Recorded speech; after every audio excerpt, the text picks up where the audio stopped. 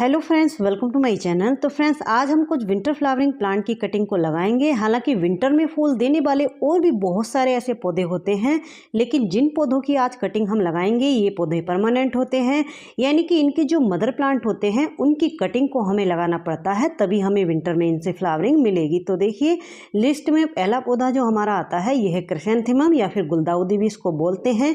ये बहुत सारे कलर्स में आते हैं। मैंने भी लगभग 20 से 25 दिन पहले इनकी कुछ कटिंग लगाई थी, तो वो अच्छे से ग्रो हो गई हैं। इनको मुझे अब रिपोर्ट करना है। तो देखिए, बस इस तरह से लगभग 3 इंच की इनकी कटिंग लेनी है टिप की, और एलोवेरा जेल में या फिर आपके पास रूटिंग हार्मोन है तो आप उसको भी लगा सकते हैं। और इस तरह से बस इस कटिंग को हम लगा देंगे। और देखिए, लगाने के बाद लगभग 5 से 6 दिन के लिए इनको शेडी एरिया में रखेंगे। नेक्स्ट प्लांट है ये डहेलिया। डहेलिया भी बहुत सारे कलर्स में आते हैं। मेरे पास भी लगभग 7 से 8 कलर इनके हैं। ये प्लांट आप जो देख रहे हैं ये लास्ट ईयर के ही मैंने बचा करके रखे हुए हैं। और देखिए, लगभग अगस्त का एंड होने वाला है और मेरे यहाँ इन प्लांट पर कलियां भी बनने लगी हैं, लेकिन इन कलियों को रखने का इस टाइम अभी कोई फ़ायदा नहीं है, क्योंकि इन प्लांट से अभी हमें कटिंग लेनी है। कटिंग लेने के बाद इन प्लांट को अच्छे से हमें खाद वगैरह देनी है, ताकि आगे चल के विंटर में ये अच्छे से फ्लावरिंग कर पाएँ। तो देखिए, बस इस तरह से लगभग 3 से 4 इंच की इनकी कटिंग लेनी है। नीचे की जितनी भी एक्स्ट्रा लीव्स हैं उन सबको हटा देना है। ऊपर की लगभग 3 से 4 लीव्स ही छोड़नी है। लगाने के बाद इसको अभी छाया में ही रखना है। जब भी आपको लगे कि आपकी कटिंग ग्रो हो गई है, फिर आप इसको सेमी शेड में रख सकते हैं। नेक्स्ट प्लांट है नेस्टेशियम। ये भी 4-5 कलर में आते हैं, रेड, पिंक, ऑरेंज, येलो। ये पौधा भी परमानेंट होता है, लेकिन अगर ये पॉट में लगा हुआ होता है और टेरिस गार्डनिंग जो लोग करते हैं तो वहां पर ये समर में सर्वाइव नहीं कर पाता है। अगर ये जमीन में लगा हुआ होता है तो फिर ये खराब नहीं होता है, या फिर जहां पर कि ठंडे इलाके हैं, बहुत ज़्यादा गर्मी वगैरह नहीं पड़ती है, तब भी ये प्लांट खराब नहीं होता है। तो इस टाइम अगर इसकी कहीं से आपको कटिंग मिलती है तो आप इसको कटिंग से भी ग्रो कर सकते हैं। और इस पर देखिए, इस तरह से ये सीड्स बनते हैं। तो अगर आपके पास इनके सीड्स हैं तो सितंबर में इसके सीड्स को आप ग्रो कर सकते हैं। लगभग 6 से 7 दिन में इनके सीड्स ग्रो हो जाते हैं। नेक्स्ट प्लांट है ये आईवी जेरेनियम। ये भी कई सारे कलर में आते हैं, वाइट, पिंक, ऑरेंज, रेड। और देखिए, ये भी परमानेंट होते हैं, लेकिन इनको भी हमें समर सीजन और रेनी सीजन में बचाना पड़ता है। जहाँ पर बहुत ज़्यादा गर्मी पड़ती है वहाँ पर ये प्लांट सर्वाइव नहीं कर पाते हैं। जहाँ ठंडे इलाके होते हैं वहाँ पर ये प्लांट लगातार रुक रुक के फ्लावरिंग भी करते रहते हैं और प्लांट भी खराब नहीं होते हैं। मेरे पास भी इनके 3 प्लांट थे, तो अभी तक तो मेरे प्लांट बचे हुए थे, लेकिन इस टाइम मेरे प्लांट भी खराब हो गए हैं, तो इनको मैंने कटिंग से लगा लिया है। तो इस टाइम पर अगर आपके पास इनका मदर प्लांट है तो कटिंग से जल्दी से इनको ग्रो कर लीजिए। नेक्स्ट प्लांट है ये जेरेनियम। ये भी बहुत सारे कलर्स में आते हैं, रेड, पिंक, ऑरेंज, वाइट। और इनकी भी ऐसे ही केयर होती है जैसे आईवी जेरेनियम की होती है। तो देखिए, ये प्लांट अगर आपके पास इस टाइम बचे हुए हैं तो इनकी कटिंग को आप लगा लीजिए, या फिर अक्टूबर के फर्स्ट वीक में नर्सरी पर इनकी छोटी छोटी सी पौध आने लगती है, तो वो आप ला करके लगा सकते हैं। इनकी पौध 15 रुपये से लेके 20 रुपये तक की रेंज में आती है, क्योंकि इनके जो पौधे होते हैं थोड़ा महंगे मिलते हैं। नेक्स्ट देखिए डेंथस। ये तो इतना हार्डी पौधा होता है, पूरा साल ये फ्लावरिंग करता है। देखिए, अगस्त का एंड होने वाला है, अभी भी यहाँ मेरे प्लांट पर ये फ्लावरिंग हो रही है, तो इसकी कटिंग को आप इस टाइम लगा सकते हैं। और इसके पौधे तो नर्सरी पर 12 महीने मिलते हैं, हमारे यहाँ तो अभी भी नर्सरी पर इनके पौधे आए हुए हैं।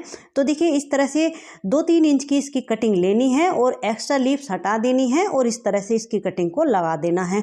कटिंग से ये बहुत ही इजीली ग्रो हो जाता है। नेक्स्ट प्लांट है ये देसी कलेंचो। इसमें इस तरह से रेड कलर के फ्लावर आते हैं, और इनमें हाइब्रिड भी आते हैं। हाइब्रिड जो होते हैं उनमें बहुत सारे कलर्स आते हैं, लेकिन इनकी ये वाली जो वैरायटी होती है ये बहुत ही हार्डी होती है।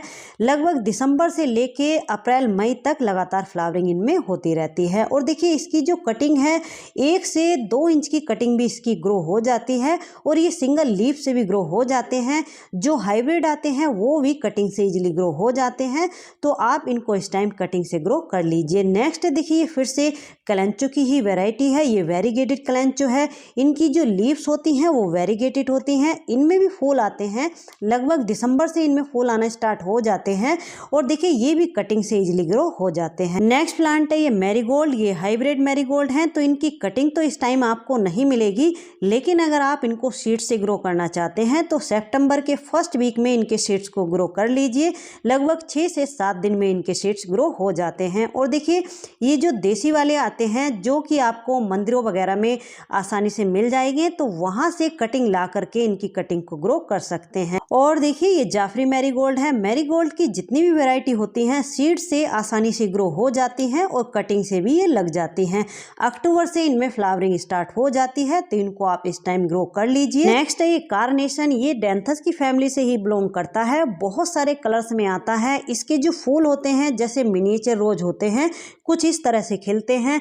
ये सिंगल पेटल में भी आते हैं और डबल पेटल में भी आते हैं। ये भी परमानेंट ही पौधा है, लेकिन ये फ्लावरिंग विंटर सीजन में ही करता है।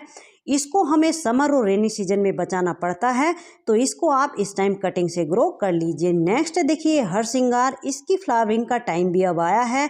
लगभग सितंबर से इसमें फ्लावरिंग स्टार्ट हो जाती है, तो इसकी कटिंग आपको कहीं से अगर मिलती है तो 5 से 6 इंच की कटिंग इसकी लाइए और लगा दीजिए। और देखिए इसमें वाइट कलर के फ्लावर आते हैं। इसके फूलों में से बहुत ही अच्छी खुशबू आती है। इसके फूल रात को खिलते हैं, सुबह होते ही गिर जाते हैं। नेक्स्ट है ये जूही। ये जैस्मिन की ही एक वैरायटी है और इसमें देखिए इस टाइम अब फ्लावरिंग स्टार्ट हो गई है। लगभग दिसंबर तक इसमें फ्लावरिंग होती रहती है। इसके जो फूल होते हैं उसमें से बहुत ही अच्छी खुशबू आती है। कटिंग से ही आसानी से ग्रो हो जाती है। अगर आप इसको नर्सरी से लाना चाहते हैं तो इसका पौधा बहुत ही सस्ता मिल जाता है। 20 या 30 रुपीज़ में इसका छोटा पौधा मिल जाता है। नेक्स्ट देखिए कुंदा। ये भी जैस्मिन की ही वैरायटी है। जैस्मिन में बहुत सारी वैरायटी आती हैं। इसमें भी वाइट कलर के फ्लावर खिलते हैं। इसके फूलों में से भी बहुत ही अच्छी खुशबू आती है। इसकी फ्लावरिंग का टाइम भी अब आ गया है। नेक्स्ट देखिए लहसुनिया बेल या फिर गार्लिक वाइन भी इसको बोलते हैं। इसकी फ्लावरिंग का टाइम भी अब आया है। इसमें पिंक कलर के फ्लावर आते हैं और इसके फूलों में से ऐसी खुशबू आती है जैसे लहसुन में से खुशबू आती है, तो इसको भी आप इस टाइम कटिंग से ग्रो कर लीजिए। नेक्स्ट है ये हाइब्रिड हिबिस्कस। ये भी बहुत सारे कलर्स में आते हैं, येलो, पिंक, ऑरेंज, वाइट। मेरे पास लगभग इनके 8 से 10 कलर हैं। ये सिंगल पेटल में भी आते हैं और डबल पेटल में भी आते हैं। और ये जो हाइब्रिड होते हैं विंटर में बहुत ही अच्छे से फ्लावरिंग करते हैं। देसी वाले विंटर में फ्लावरिंग बंद कर देते हैं, तो ये भी कटिंग से आसानी से ग्रो हो जाते हैं, तो इनको भी आप इस टाइम कटिंग से ग्रो कर लीजिए। नेक्स्ट है ये बोगनविलिया। ये भी बहुत सारे कलर रंगों में आती है, कटिंग से आसानी से ग्रो हो जाती है।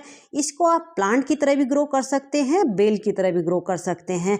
और देखिए ये तो लगभग पूरा साल ही फ्लावरिंग करती है। विंटर में जब बहुत ज़्यादा फॉग वगैरह पड़ने लगती है, यानी कि बहुत ज़्यादा ठंड पड़ने लगती है, उस टाइम इसमें फ्लावरिंग बंद होती है, वरना ये लगातार रुक रुक के फ्लावरिंग करती रहती है। नेक्स्ट प्लांट है ये हाइब्रिड विनका। ये भी बहुत सारे कलर्स में आते हैं और विंटर में बहुत ही अच्छे से फ्लावरिंग करते हैं, लेकिन इनका जो प्लांट होता है, एक प्लांट बहुत ज़्यादा दिनों तक सरवाइव नहीं कर पाता है, तो इनको हमें कटिंग से लगाते रहना पड़ता है। तो इनकी कटिंग को भी आप इस टाइम ग्रो कर सकते हैं।